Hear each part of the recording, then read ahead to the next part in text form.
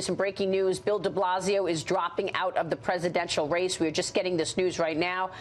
Bill de Blasio, the mayor of New York, is saying that he will drop out of 2020. Matt Schlapp, your reaction. Well, what this means is as this Democratic race thins, and it's inevitable, Maria, that it thins, socialist supporters and candidates like de Blasio, it's going to move most likely to Elizabeth Warren, maybe a bit to Bernie Sanders. I think it's inevitable that Joe Biden continues to drop in these polls. Do you think actually that Biden can't get to, I mean, there's a big issue about whether Biden can ever get a majority of those voters. Biden started off at his highest point, and he's done nothing but come down. I don't know about that. And if you look at the early states, he's already behind, and de Blasio supporters are going to go to someone who's a true believer and not to someone who might be pretending a bit and having trouble reading the cue cards along the way. Yeah, I mean, look, there was not a lot of confidence that he would get to the top from the get-go. There's a lot of criticism about his managing of New York as well.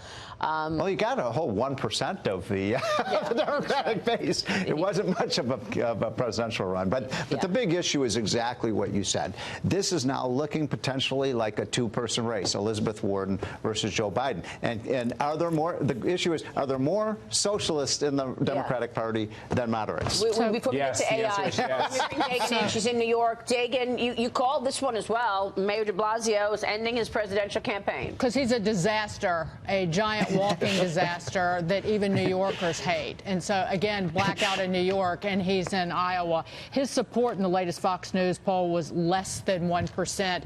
And I would argue that him standing on the stage, again, he was not at the last debate, that his presence in the race hurt the socialists, would hurt a Warren or a Sanders, because New York City is a socialist city, and he is a walking example of how socialist policies fail the most vulnerable, how they fail those who are most in need, and how a politician who only cares about himself cannot manage what is essentially a giant welfare city. And I mean welfare in the best way, whether it's homelessness, public housing, taking care of children in need, mental health. Failure, failure, failure, failure. But he's not running for president anymore. Failing at that, too.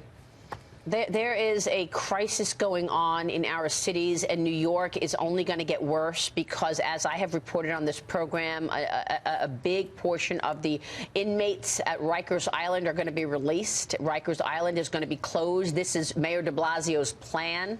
And right now you're seeing what's going on in San Francisco and L.A. Kevin McCarthy was here yesterday, the minority leader. He said that typhus and tuberculosis, these medieval diseases, are coming back to L.A. because of the homelessness problem. And what Donald Trump is going to say is, look, we've had socialism on trial, right? It's New York, it's Milwaukee, it's Newark, it's Chicago, where, you know, of murders. And you didn't even mention, Dagan, the schools. The schools are horrible. So, you know, do we really want the United States to be more like Newark and Chicago? We got to move on, you guys, because we wanted to get that breaking news out.